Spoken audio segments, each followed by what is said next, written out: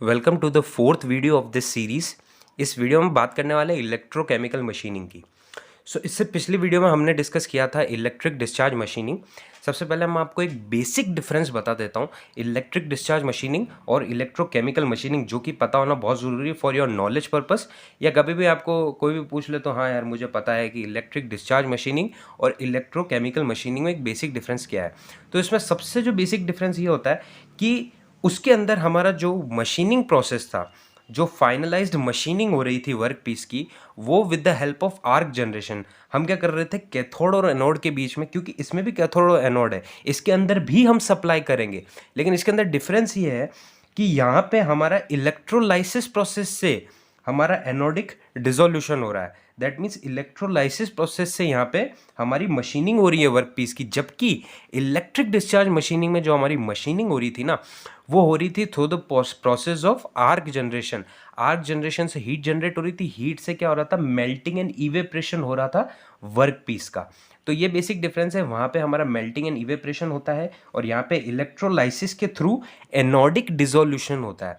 तो ये anodic dissolution आपको ध्यान रखना है, और इस तरीके से हम इलेक्ट्रोकेमिकल मशीनिंग और इलेक्ट्रिक डिस्चार्ज मशीनिंग के बीच का बेसिक डिफरेंस जान चुके हैं।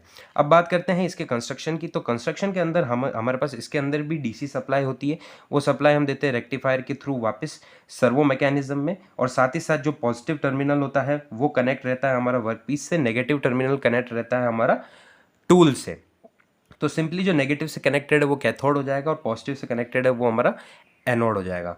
तो अब बात करते हैं इसके अंदर भी सर्वो मैकेनिज्म होगा। सर्वो मैकेनिज्म का क्या यूज़ है, बेसिक मैंने आपको बताया था इलेक्ट्रिक डिस्चार्ज मशीनिंग में भी, यहाँ भी बताता हूँ कि जो हमारा टूल है उसको सेल्फ एडजस्टमेंट की ज़रूरत पड़ती है, क्योंकि जैसे जैसे वर्क पीस का हमारा मशीनिंग होता है तो टूल के और वर्क पीस के बीच की डिस्टेंस बढ़ती रहती है। And for the electrolysis process a minimum distance should be maintained between tool and work piece. तो उस डिस्टेंस को मेंटेन रखना बहुत ज़रूरी होता है। इसलिए हम एक सर्वो मैकेनिज्म प्रोवाइड करते हैं कि अगर हमारा टूल और वर्क पीस के बीच का डिस्टेंस अगर ज़्यादा हो जाए तो उसको ऑटोमेटिकली एडजस्ट करने के लिए हमारे पास एक सर्वो मैकेनिज्म होना बहुत ज़रूरी है।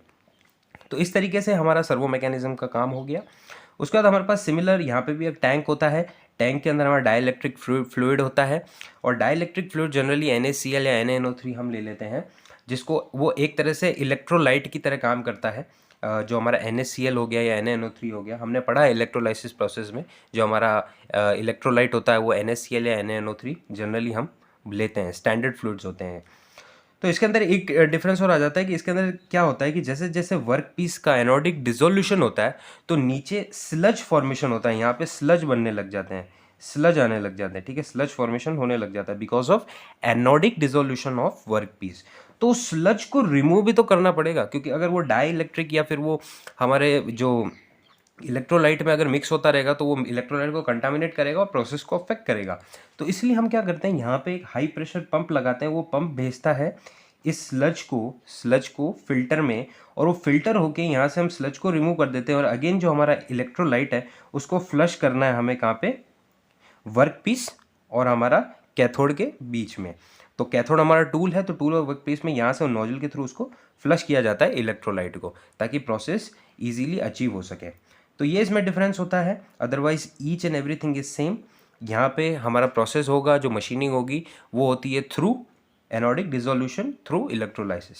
बस ये डिफरेंस आपको पता होना चाहिए, ये बेसिक डिफरेंस है। अदरवाइज वर्किंग इसकी और इलेक्ट्रिक डिस्चार्ज मशीनिंग की ऑलमोस्ट सेम है, ठीक है। और यहाँ पे हम नोजल के थ्रू फिल्टर करके, क्योंकि स्लज फॉर्मेशन होता है तो उसको अगेन फ्लश करते हैं यहाँ पे हमारा किसको, इलेक्ट्रोलाइट को।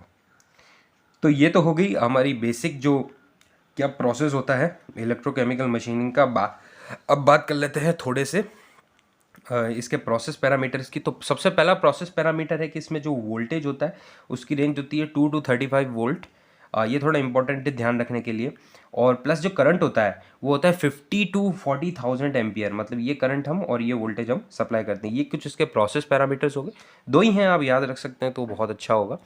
इसके बाद बात करते हैं कि बेसिक अगर हमसे कोई पूछे कि electrochemical machining is what type of machining, it is reverse electroplating type of machining. मतलब जब इलेक्ट्रोप्लेटिंग में हम क्या करते हैं कि वो प्लेटिंग जो होती है उसके अंदर वो एक तरह से पॉजिटिव प्रोसेस है, और जो इलेक्ट्रोकेमिकल मशीनिंग एक तरह से नेगेटिव प्रोसेस है, मतलब इसमें मटेरियल रिमूवल होता है और इलेक्ट्रोप्लेटिंग में हमारा मटेरियल ऐड होता है। अदरवाइज दोनों का जो प्रोसेस या कंस्ट्रक्शन देखोगे तो अप्रॉक्सीमेटली मतलब आपको सेम ही दिखेगा।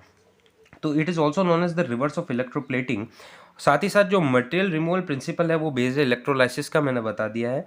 उसके साथ fine surface finish as process is under going at atomic levels, because ions सबसे पहले इलेक्ट्रॉन्स के थ्रू आयंस का फॉर्मेशन होगा और उसके थ्रू हमारा जो मशीनिंग प्रोसेस कंडक्ट होगा।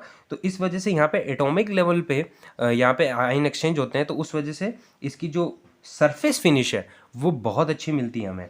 तो ये इसका सबसे बड़ा एडवांटेज है। अब एप्लीकेशन की बात कर लें तो एप्लीकेशन इसका एक एप्लीकेशन बहुत ज़्यादा पूछा जाता है, वो होता है कि it is use for machining steam turbines with in close limits. ठीक है, तो स्टीम टर्बाइन जिसके अंदर हम थोड़ी थोड़ी टॉलरेंस हमें को मेंटेन रखनी पड़ती है। तो अगर हमें ऐसा कोई मशीनिंग करना है स्टीम टर्बाइंस का, तो हम ज़रूर इलेक्ट्रोकेमिकल मशीनिंग का यूज़ लेते हैं। तो it is use for machining steam turbines, ये थोड़ा इंपॉर्टेंट है, ये पूछा भी जा सकता है इन MCQs। उसके बाद for die sinking, profile contouring and drilling and grinding, इन प्रोसेस के लिए भी हमारा इलेक्ट्रोकेमिकल मशीनिंग का यूज़ होता है। उसके बाद बात कर लेते हैं थोड़े इसके एडवांटेजेस की। So advantage, the biggest advantage is negligible tool wear. तो इलेक्ट्रिक डिस्चार्ज मशीनिंग के कंपैरिजन में देखें तो यहाँ पे उससे भी कम जो हमारा टूल वियर होगा, किसमें, इलेक्ट्रोकेमिकल मशीनिंग में, मतलब वहाँ के कंपैरिजन में और कम हमारा यहाँ पे टूल वियर होगा। No force and residual stresses, तो फोर्स तो क्योंकि कांटेक्ट इसमें भी नहीं होगा, कैथोड और एनोड का, टूल और वर्कपीस का कांटेक्ट तो इसमें भी नहीं होगा, as similar to electric discharge machining. लेकिन वहाँ पे क्योंकि आर्क जनरेशन हो रहा था, तो आर्क जनरेशन की वजह से कुछ रेजिडुअल थर्मल स्ट्रेसेस जनरेट हो सकते थे, लेकिन यहाँ पे तो उसके भी चांसेस नहीं है, क्योंकि यहाँ पे भी रेजिडुअल थर्मल स्ट्रेसेस का जनरेट होना बहुत कम चांस है, because the process is going on at atomic levels और प्रोसेस होता है इलेक्ट्रोलाइसिस के थ्रू, नॉट आर्क जनरेशन के थ्रू। तो यहाँ पे no force and residual stresses, इसका बहुत बड़ा एडवांटेज है। साथ ही साथ एक्सीलेंट सरफेस फिनिश, तो सरफेस फिनिश है वो बहुत ही ज़्यादा एक्सीलेंट है, मतलब क्योंकि एटॉमिक लेवल्स पे काम हो रहा है, तो सरफेस फिनिश अप्रॉक्सीमेटली आपको बहुत ही अच्छी मिलेगी, क्लोज टॉलरेंस में मिल जाएगी। और लेस हीट जनरेशन भी बहुत कम है यहाँ पे।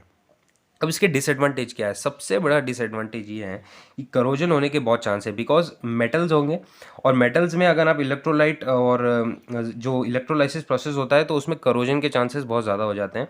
NaCl के थ्रू वो करोड हो सकता है, एसिडिक बिहेवियर के थ्रू वो करोड हो सकता है, तो करोजन इसमें एक बहुत बड़ा डिसएडवांटेज होता है इस प्रोसेस में। And it is only for conductive materials, it is similar to the electric discharge machining, वो भी तो कंडक्टिव मटेरियल्स के लिए थे, तो वो भी सिमिलर था। फुल कंडक्टिव मटेरियल्स के लिए ही ये दोनों मशीनिंग प्रोसेस होते हैं, अदरवाइज कंडक्टिंग नहीं है तो नहीं कर पाओगे।